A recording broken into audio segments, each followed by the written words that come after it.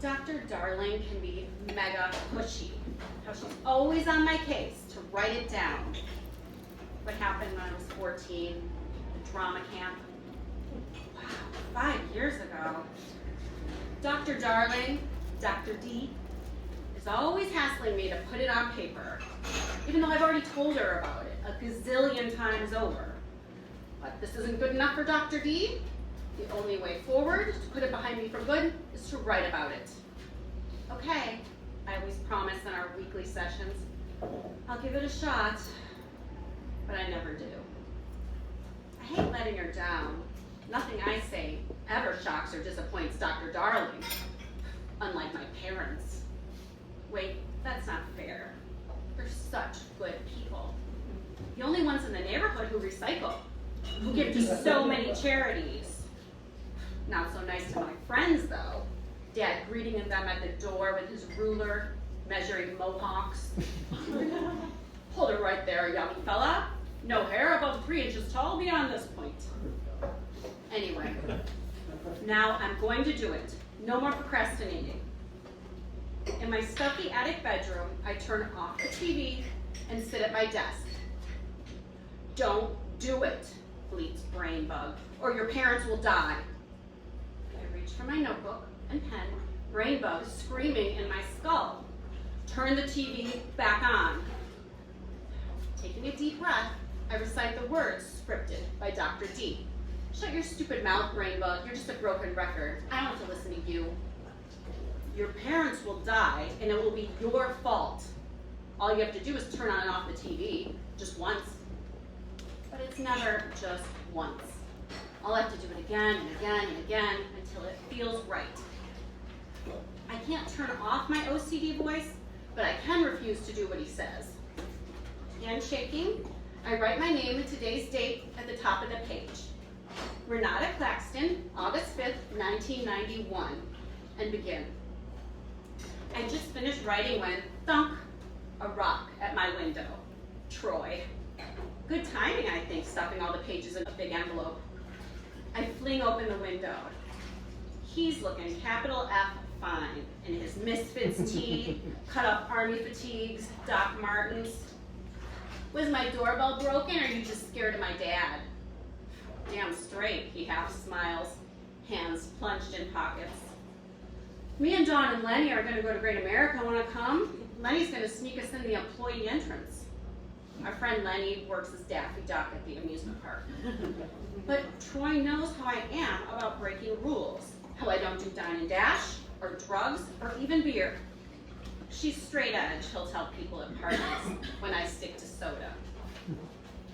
Or, he adds, we were thinking maybe going to the WREN Fair. I've never been to the Renaissance Fair. Go with him or he'll die. I can't, I'm working on a paper on Shakespeare. Not a total lie.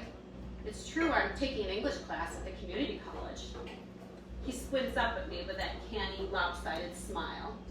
Troy doesn't push. He's cool with the whole OCD thing. Well, he says with a jokey salute, later. I shut the window with a wave of nausea. You're mean. You lied to him, and now he's going to die.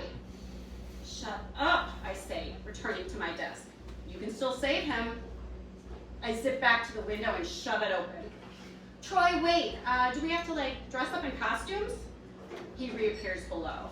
Nah, plenty do, though, the WREN FAIRE groupies. We just go to take in the scene.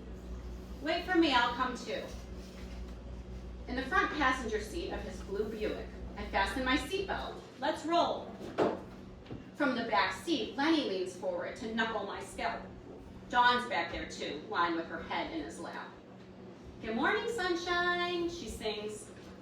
What's that? Asked Troy, nodding at the envelope in my hand. The pages I've written for Dr. D. Just that Shakespeare paper I'm working on. Seriously? Why are you bringing it with? So snooping parents don't find it, answers Brain Bug. In case I get any ideas at the WREN Fair and want to take notes or whatever. Troy raises his eyebrows. Well, aren't we little Miss Studious?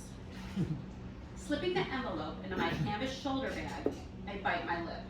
No lies, we promised. tell him about my past one day, when the time's right. I glance at the back seat. I really wish you guys would wear seatbelts. I really wish, mimics Lenny in falsetto, you guys would wear seatbelts. 10 minutes later, we're soaring down I-94, sonic youth blasting from the tape deck. No sooner do we pull into the Renaissance Fair parking lot, we're hopping from the car and heading towards the gated entrance.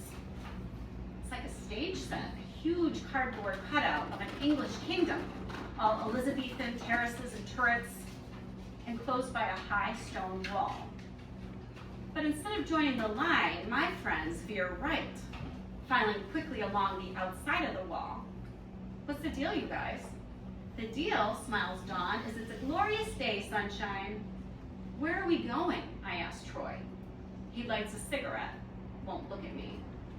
Lenny skips beside me in mock girlishness. We're going to the fair. So is there like another entrance or something? Exactly, nods Lenny. An entrance for smart people who don't want to fork out a fortune on a freaking fair. You mean we're sneaking in? Why you gotta be such a hard-ass Ren, moans Lenny, such a buzzkill. I look to Troy. You didn't say anything about sneaking in. Dawn links elbows with me. It's fine, I promise. I'm seething as we trudge through the weedy field alongside the high stone wall. Dawn, all busty and heavy-hipped in her half-lace blouse and flowy skirt. Lenny, his usual gangly self, with his buzzed hair, Buddy Holly glasses, Converse high tops. Then we reach a gap in the wall, a dirt driveway with a low, locked gate. The sign says private, I point out. Dude, says Lenny, straddling the gate, it's fine, no one's ever here. Dawn climbing over too. Come on, Rennie, you can do it. It's like stealing, I tell Troy. Hardly. He stubs out his cigarette on the metal gate. This place is a ripoff. Hurry up, you guys, hisses Lenny, before someone sees. I don't budge. Look, says Troy, how about we donate what we would have spent on tickets to Greenpeace or something? Surprisingly, this shuts Brainbug up. Stealing plus money to charity equals even. Troy guides me over the barricade. Catching up with Lenny and Dawn, we walk along the dusty wooded road. And then, a loud rustling from above. A bird? No, a gigantic dude on stilts, almost blending into the trees in his floppy emerald cap and impossibly long patchwork pants. He's maggot pale, hair a white blonde mullet, holding a purple parasol. Dawn and Lenny bail, but Troy and I are paralyzed. What have we here? Two scallywag stowaways, are we? Thought we'd partake in the wonders of the fair at His Majesty's expense, eh? Nah, man, says Troy. We were just trying to find the entrance and got a little lost. A little, he says. The man raises one leg, displaying the bottom of his stilt. Ever seen the end of one of these buggers, young rogue? Bloody sharp, yes? The jagged edge of the base of the stilt hovers inches from Troy's face. Gouge out your eye in seconds, couldn't I? Slit your throat with the ever so slightest twist of me ankle. What's with the parasol, I blab? Is it for blocking the sun? Parasol, she says. Here's me threatening her gentleman friend with a most gruesome death, and she inquires of the parasol. The extended stilt returns to the ground. The secret to stilt walking, my dear young lady, is all in the balance. Can't beat a good parasol. For stilts, tightrope, unicycle, the lot. Fear not, fair peasants, I'll not rat you out. Under one small condition. Give me your good word you'll attend one of my shows today, and you may carry on your merry way. Shows, repeats Troy. Ichabod the Incredible, the Globe stage. It's a must-see, I guarantee. And perchance His Majesty himself will be in attendance. Gotcha. Troy's eyes are bright with relief. Will do. Away with you. Huzzah! Ducking beneath the bridge of his stilts, we trip from the woods into 16th century England. There you guys are, says Dawn, appearing with two flowery garlands. One yellow, the other purple. Here, Wren, take your pick.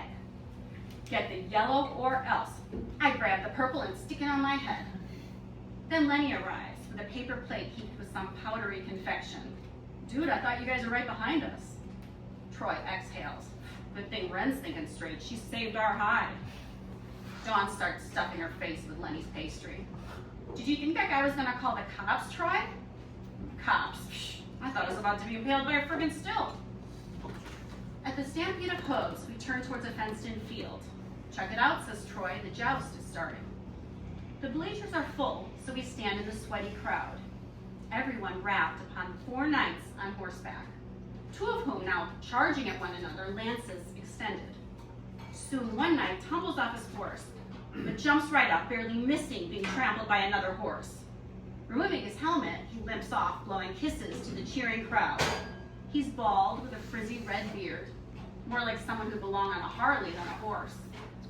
One of the knights is around our age, with an elfin face and a sheet of pale gauzy hair. Hot stuff, purrs Dawn in my ear.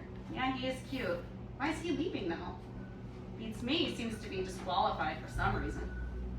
The 2 remaining knights, a tall man with curly black hair and a goatee, his opponent also tall, but with a clean-shaven face and ponytail. Again and again, they rush at one another, lances aloft. Finally, the ponytailed one falls off his horse. He gets up, gives a bow of defeat, and walks away. But why is the other knight, the victor, leaping off his horse and lunging at his retreating opponent? And why has he drawn a dagger? In one motion, he yanks back the other man's head by the ponytail and slices his throat. Blood spurts from the man's neck as he convulses, collapses. See what you did is because you didn't pick the yellow garland. Hey guys, calls Dawn to our boyfriends who've edged up to the fence for a better view. Wren's freaking out over here. Troy jogs over. It's just fake blood, Wren. Are you sure? It looks so real. Lenny scoffs. What do you mean, is he sure? They're actors, Wren. Cool it, man, says Troy. He rubs my back. Wanna go home? Yes, go now before it's too late. Take a hike, brain bug, you big party pooper. Collecting myself, I face my friends with a composed smile. No, it's cool. Let's stay. You sure? Asked Troy. Totally. Huzzah.